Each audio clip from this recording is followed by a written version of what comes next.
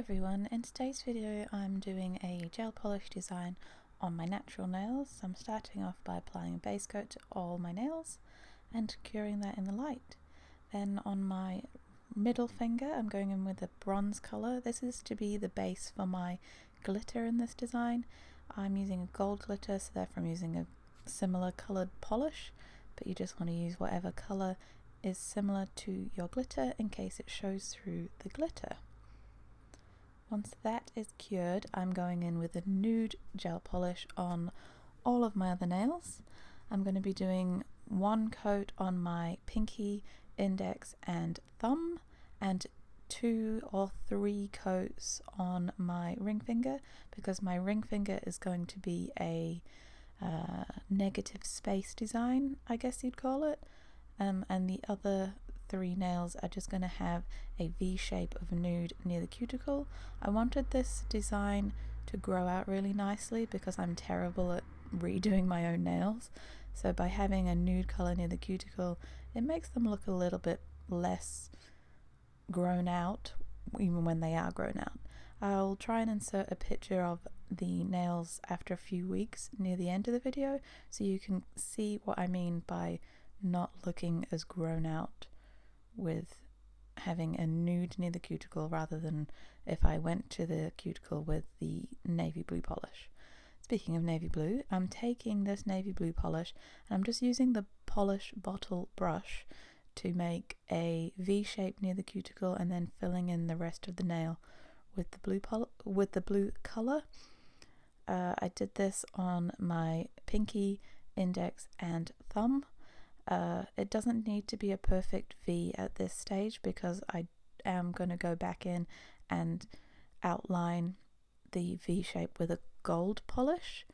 If you find that your nails are too small or your bottle brush is just too big to make this V shape with, you can just take a detail brush and use that to make your V line and then fill the nail in with your bottle brush. Whatever works easier for you.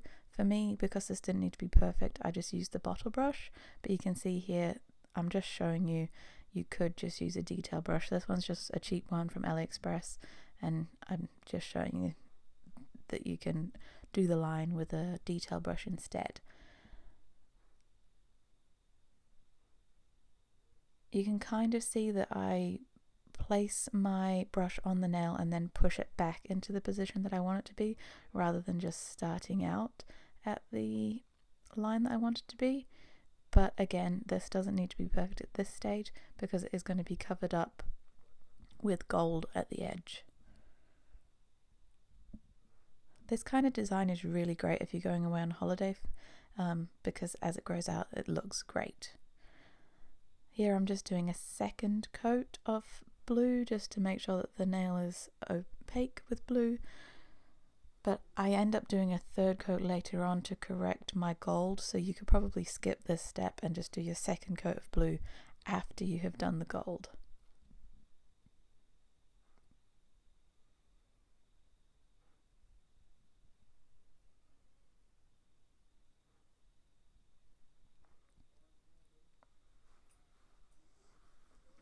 I'm now going in and doing the negative space design on my ring finger.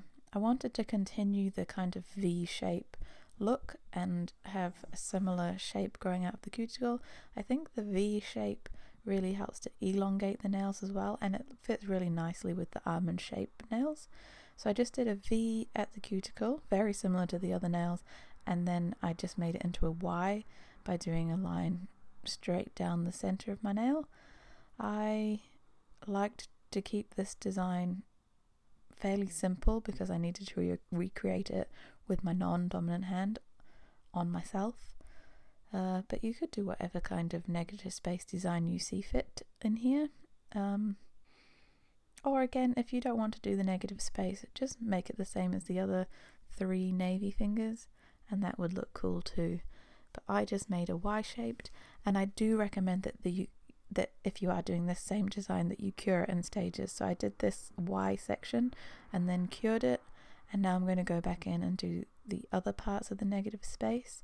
This is just kind of mirroring or I'm kind of doing parallel lines to the Y that's already there. The only important thing in this is to make sure that you leave enough space between the blue lines to be able to fit in a gold outline. I almost made mine too close together, so the gold outline almost touches each other, but it doesn't quite. So if anything, I would just say maybe separate them just a tiny little bit more.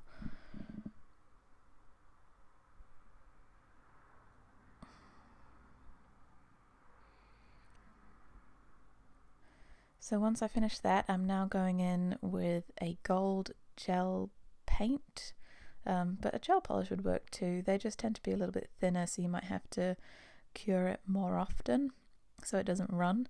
This one kind of stays where you put it, so you could, using this stuff, do all the nails and then cure, but I do cure, or at least flash cure nail by nail.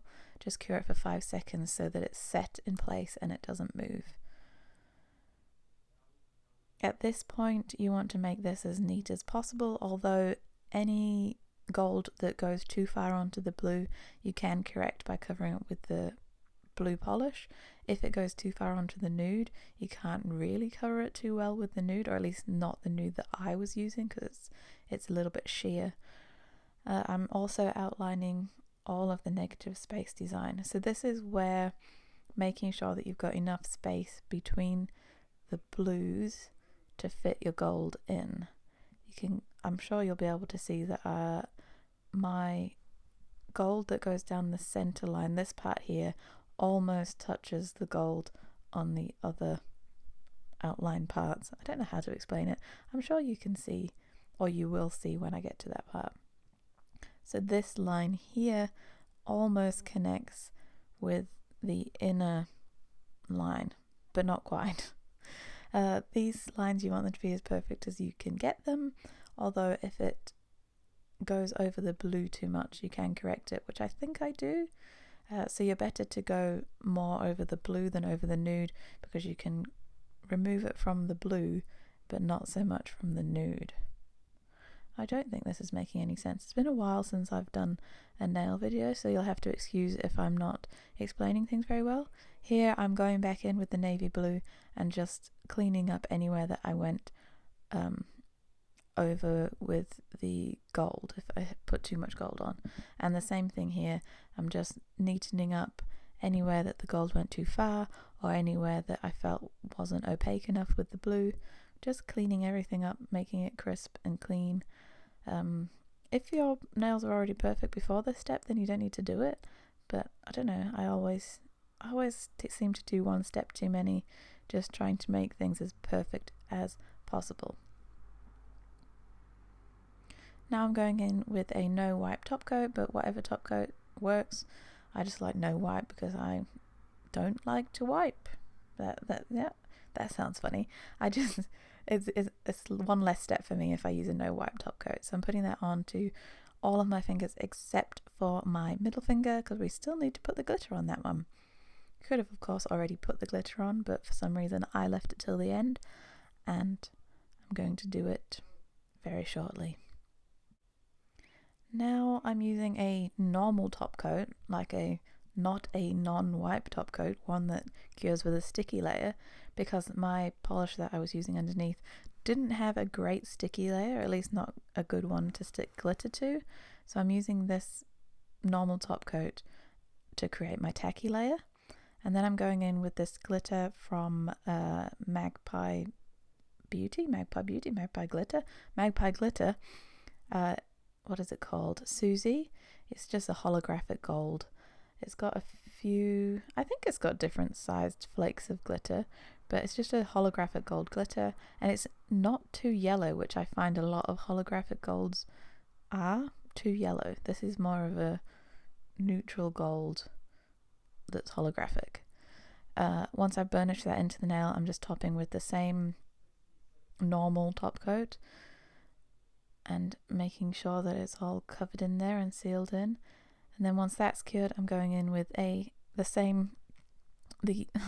no wipe top coat that I used on all the other nails, and then I'm going to cure that, and that is the nails all done. So here they are, all finished. You can kind of see on my ring finger that the golds, there's not a whole lot of negative space between the vertical gold lines, but I'm fine with that. It still looks pretty cool. And I'll just insert a clip of my nails as they are now, which is I think 3, maybe 4 weeks since I did them.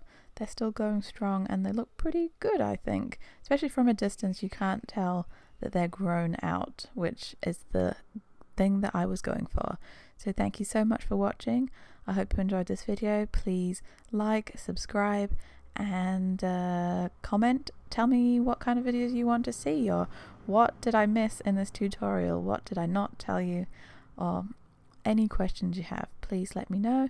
Thanks again for watching, and I'll see you next time. Hopefully not too soon. Wait, I mean hopefully not too far away. Hopefully it won't be as long between this video and my next one as it has been since this one and my last one. Thanks for watching. Bye bye.